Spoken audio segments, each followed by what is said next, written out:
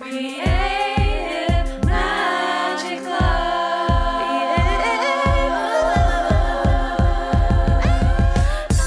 What's up? This is Sarah Mack and welcome to Creative Magic Club. Together, we'll discover inspirational stories of creative entrepreneurs living out their dreams, doing the work they are most passionate about, and building wealth in magical and fun ways.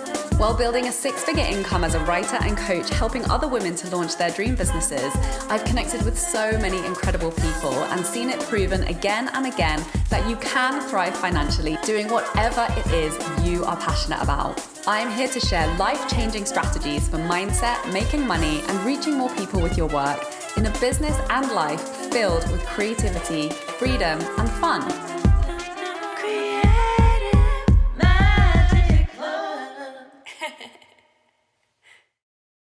Hi, Sarah Mack here. Welcome to this week's episode. I'm so excited to dive into this topic because it is life-changing when it comes to business and money. And this is the fear of visibility when it comes to marketing yourself online. So let me share my story with you.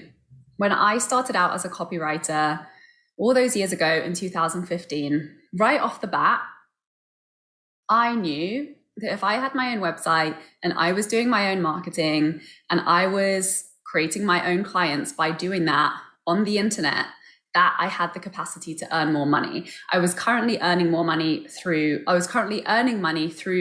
a freelance website, which would be the machine that did all of my marketing for me, brought me consistent clients every month, and then they would take 20% off whatever I was charging. And that was my income that I was paying to them for that service that they were providing to me. So I knew that when I took that into my own hands and started doing that work myself, immediately that 20% of income would be something that I would receive extra to what I was receiving. So it was on my to-do list. Forget this, 2 years. 2 years I had creating my own website on my to-do list. And it was literally on my to-do list every day. And I was so unconscious around the fears of visibility that were going on underneath the surface that I didn't even recognize that I was in resistance. I was so bought into oh yeah, but I'm busy. Oh yeah, but there's so many other things that are a priority than for me to do this, when I knew the facts that, making more money and raising my income was a clear goal for me that I was connecting to every day.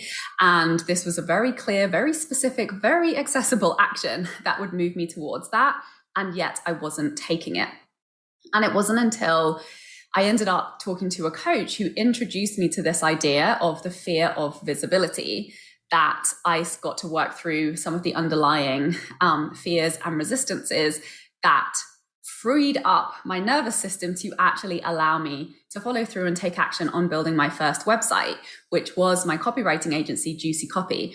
And, I already knew content strategy. I already knew the power of copywriting and how to strategically share who I was in a way that was strategically targeted at my ideal client only doing work that I was the most excited to be niching down and focusing on. And so I had all of the skills available. My brother helped me build my website, and there was really no barriers for me to be doing that. And when I did it, I immediately started making more money, because that process of going through the website and getting clarity on creating my new offers and, putting my prices up and clearly creating packages that allowed me to deliver higher value at a higher price and to raise my income, that gave me the clarity to then translate that into my social media strategy. I started talking about that online. I made a Facebook page and I made an Instagram, and immediately started making more money, and considerably more money. And then, so this is something that I'm very passionate about talking about. And obviously I do a lot of work around this with my clients today. So if you've been procrastinating for years and years and years on something, and we all have those things, right? We all have those funny little things where we're getting hung up, and it's those things that have been on our to-do list for maybe even years that we know would explode our visibility and really change things for us. Those are the pieces that we get to look at in order to make those shifts. Because when we make the underlying mindset shifts, then the actions suddenly become so easy. And some of the things that we felt really hard because of that internal resistance actually end up taking like half an hour or an hour or a really small amount of time. And it's crazy how it can feel so easy and simple and straightforward once you get into alignment with that, being at peace with becoming more visible and shifting and releasing whatever it was that made you believe that it was scary or not safe to do so. So, and let's just name this, like it can feel really hard to put your passion, your vision, and your work into clear words that the right people will understand, because we're so close to and wrapped up in who we are and the work that we do. It can feel so challenging to see the wood for the trees and communicate that with clarity. But I found personally for me, the clarity and the confidence that came from the process of creating my website, really putting my vision for my business out there in words publicly on the internet, that was the beginning of an incredible time for me as an entrepreneur, thanks to actually doing that work. And absolutely, we do not need a website, but your website does the talking for you. So if you don't want to be having lengthy sales calls to explain your program every time somebody reaches out and is interested in working with you, a sales page will do that for you. So that can lead to a sales conversation being a very brief conversation in your inbox, in your DMs on social media, which is really now my reality, because I've been through that process of putting my offers into words in a strategic way.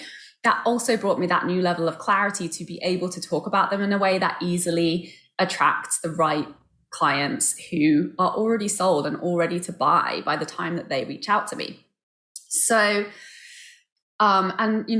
to be completely transparent, like I'm constantly doing this work to tweak and refine my content and my messaging, because it works better and better and with more and more ease in creating those sales as I improve the skill. Plus, all the mindset work that comes up as we're moving to higher levels of income, we're moving even to higher levels of ease and letting go of that pattern of struggle and pushing and overcomplicating that maybe we've been used to previously. And when it comes to asking for more money, for charging more for our work, for asking for and receiving the numbers that we have decided we desire to charge for our business, to make it truly a dream business and provide the lifestyle that simply isn't possible when your career is in control of somebody else, which is why we go into business in the first place, right? To have that freedom of choice. So here are some of the top sneaky forms of self-sabotage that come up for my clients over and over again. Number one, and for me too, is worrying about the friends and the family who are watching and judging, and worrying, what will they say to me? What will they be thinking? What will they do if I share how much money I'm making or the type of success that I'm having? Will they ask for more from me? Will they ask for money from me? Will they get jealous when I'm out here talking about living my best life and celebrating and succeeding on my terms? Will they think that I think I'm better than them? All of these, like in Australia, they call it the tall poppy syndrome, where as soon as a poppy starts to rise, it makes all of the other poppies uncomfortable. Like that's a very unconscious tribal response that humans are unconsciously operating on every day. Like whenever somebody succeeds, it triggers our own insecurities and it becomes uncomfortable. So we know this. We know that other people become uncomfortable when they are around other people who are succeeding. If you're willing to do the work and to acknowledge that and to not use that as a reason to create rifts in your relationship and really shift the mindset around to be able to celebrate when other people win, recognizing that when other people win, all it means is that it's possible for me to win too. Some people aren't there in that mindset, right? And it is triggering for them. So this is a genuine concern and kind of unconscious tribal fear that goes on when we start to share our work in more public ways. So let's name it, let's acknowledge it. And, other ones that come up are, for example, I've had clients who maybe have a career for a professional job as they're building their business. So fears around safety and security in that industry. What will they think if I'm launching a coaching business? Will I never be able to get a job in this industry again? What will my colleagues think? What will my ex-colleagues think if you've just transitioned out of another industry? All these fears of judgment essentially is what all of these stories boil down to. And here are some antidotes to these sneaky self-sabotaging fears. So number one is to start over and create a new account. I actually did this when I went through that phase of being very intentional, choosing to step out and publicly advertise my work on social media. I just abandoned my personal Instagram account and I started from scratch with a new one. It was very clear and intentional. I'm now only showing up on social media for my business. I'm now only spending time here with the purpose of building community around these very specific topics that are connected to the work that I do, offering value in these very clear, intentional, and specific ways, and talking to this very clear and specific person with very intentional content. So that created very clear boundaries for me. And I pretty much abandoned using social media for my personal life. And I didn't use it to keep up with news or friends or family. I really just only focused on cultivating this tool for the exclusive use of promoting my business. And that made it very clear and very simple and easy for me. Another option is to go through and remove or block family members, friends, colleagues, anybody who kind of sneaks into your head when you're creating, because you know that they're in your audience. Got to prune them out. If they're sneaking in and that you're having to battle that conversation every time you sit down to publish something, that's just energy that is leaking, right? It's an energy leak. And it's bringing your focus away from the thing that's really going to move the needle forward in terms of reaching people with your work, creating a powerful message that hits home with the right people in the ways that produce the most powerful results.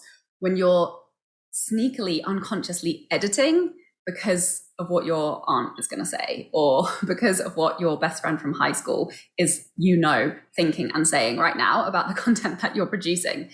So get clear about that. And it doesn't mean that you have to cut off those relationships. Sorry, not sorry. This is now my intention for these platforms. I'm using it for my business. This is what I'm promoting. This is who it's for. If you want to create a separate channel that's for your personal life, whatever it is that you need to do to make it as clean and simple and feel good as possible in the channel that you're using to promote your work. So really what this boils down to is getting super, super specific and focused on who you are talking to, the topics of conversation that your channel is focused on, and the intention of your content. Are you here on social media just to have fun, to share inspiration, or to make money, or maybe to do all of those things? You can do all of those things at once, but if you're just there to have fun and engage and connect with friends and family and, be social for fun, know that that's a very different intention that's going to lead to very different behavior than if you're strategically using it as a tool to make money in your business. And your behavior is going to show up in a different way. So it's very clear, it's very important to have those clear intentions and those clear boundaries.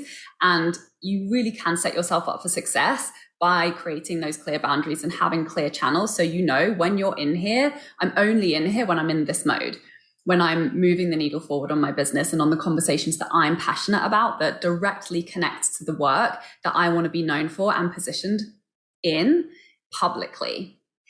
So get very, very clear and strategic about that in each of the spaces. And then also just remember the internet is a goldfish bowl. Everyone has a 3-second memory. Everyone is continually swiping, continually scrolling. So even if somebody that you don't want to see, that is judging you, or that will make a snide comment, or will, have something negative to say about the work that you're doing, know and trust that they will be on to the next post within about 3 seconds. And, unless they're very vindictive and really have it out for you, you'll probably never even hear about it. It'll probably never even have a negative impact on you. So just remember that, people's attention spans are so incredibly short that when you are strategic and focused and specific in your content, it's only going to speak to the right people. They're going to be the only ones that really take the time to engage and read. And, those will be the people that your work impacts. Anyone else who's not immediately resonating with what it is that you're sharing, they're going to move on. They're going to move on very quickly. So it's really not a genuine concern or worry that actually has the ability to impact your security or your well-being. So don't let it get in the way of the impact that's possible when you allow yourself to be more visible with the work that you're truly the most passionate about sharing. And then another one, which is so, so helpful, is to simply energetically decide that you are unavailable for anything other than amazing, supportive, loving, positive conversations with your community of ideal clients and the community of people around your social media channels and the conversations and the work that you're putting out there. And just decide that and allow yourself to create that very decisive and clear and energetic shift, so that even if something cropped up that had the potential to, ruffle your feathers or trigger something for you, just decide to be unavailable for it. Decide to be unavailable to give it energy, time, and focus, because it's useless, right? Keep focused on where you are going. Stay focused on the vision, stay focused on the actions, the conversations, and the content that will lead you to be able to create that vision, and let the rest roll off like water off a duck's back. The next self-sabotaging behavior, excuse me. The next self-sabotaging behavior is being vague. And I have struggled with this one quite a lot, even though I have come from a background in copywriting. And I know how to create specific, strategic, powerful content that leads to sales, that leads to money, that leads to action from the people that I desire for it to lead to action from. I know how to do that. I know how to do that for myself. Yet I witnessed this in myself, where for whatever reason, there's some mindset stuff going on. There's a new level emerging, and I'll start to go off into wishy-washy, vague, inspirational posts. And there's nothing wrong with sharing inspirational posts, right?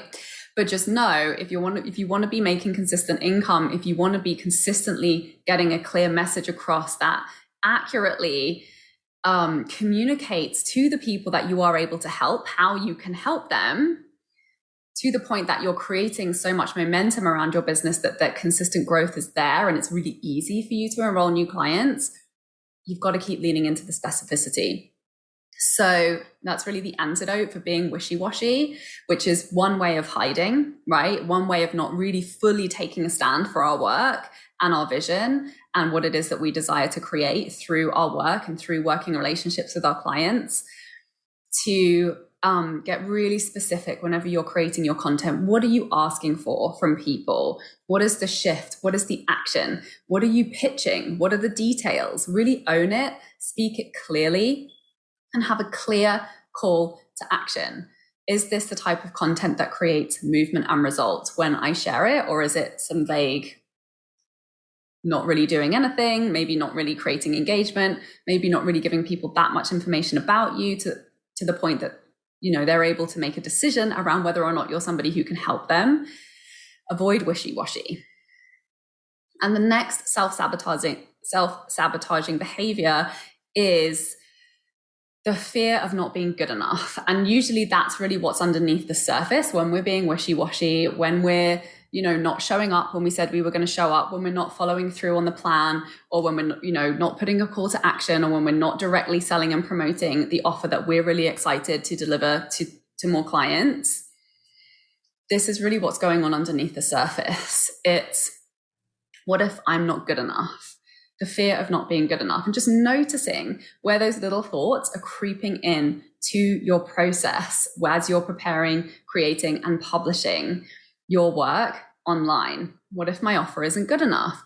What if someone buys it and thinks it's not worth the money that they paid for it? What if my content isn't good enough? What if I sound like everyone else on the internet? What if my content isn't pretty enough? What if I'm not pretty enough? What if my clothes aren't good enough? What if my hair isn't washed enough? etc., etc. What, you know, insert whatever judgments or fears you hold about yourself that you have used as genuine excuses to not feel really engaged and confident in the way that you're putting your message out there, or using it as an excuse to not show up at all. Or today I'm too tired, or today I'm too sick, or today I'm too busy, right? These are all the ways that these underlying fears of not being good enough, fears of judgment, start to show up and sabotage and make something that actually can be so simple and so powerful turn into something that feels really hard and complex. This is what's going on underneath the surface. So the antidote to all of these fears of not being good enough is to consciously choose to cultivate confidence. And one of my very first coaches told me this one statement, which shifted everything for me, which is that confidence is a choice. Like, it's literally something that we choose to turn on or not, depending on whether we just decided we were going to do it, right? You don't earn confidence. I mean, you can. Obviously, taking a lot of action is one surefire way to earn confidence. But the difference between taking an action with confidence and taking the same action from a place of doubt or wavering confidence, you're going to produce highly different results. So choosing to add confidence to what it is that you're doing and really create conviction around what it is that you're doing, you're going to set yourself up for success than doing it not from that place. It's a choice, it's a mindset, it's an internal dialogue that you are choosing to engage with. It's an energy, it's a way of being. And it's really a choice to be in the conversation of how valuable your work is and celebrating that or not, or being in a place of questioning, is my work valuable? Am I good enough? I don't know. If you don't know, nobody else will know. Nobody will value you more than you do. This was a big breakthrough for me. And I know this is one of the quotes from my Create Money the Fun Way course that people quote back to me again and again as one of those big epiphanies. Like, nobody will come at you and tell you that you're more valuable than you've already identified and owned that you are. So if you're not feeling confident, it's because you're not doing that. You're not in the conversation internally of how valuable your work is. You're not choosing to celebrate that.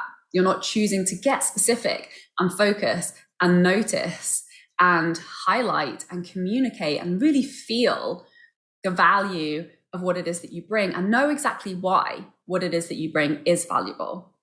So being in that conversation, that's what creates confidence. And this is what I'm obsessed with cultivating in Freedom Club, which is my mastermind, which is the art of celebration.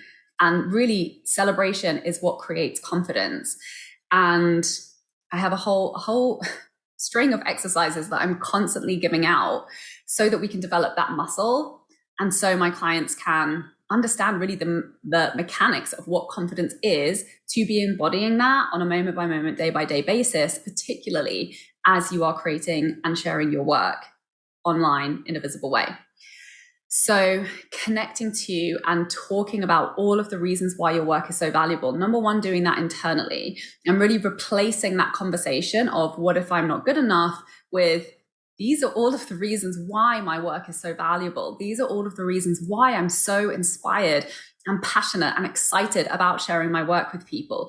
This is what's possible when other people get to do this work. I 100% believe in this. I'm so excited about bringing this work to people. That is the conversation of confidence that sells. When we're in that conversation, we make sales. Sales become inevitable. If we're not in that conversation, our content, our presence, our energy, it comes out in a completely different way and we get lost in the noise and we don't stand out to the people who we're genuinely really able to help because we didn't step into that internal dialogue and really embody that truth and then bring that to a place where we can be visible in it.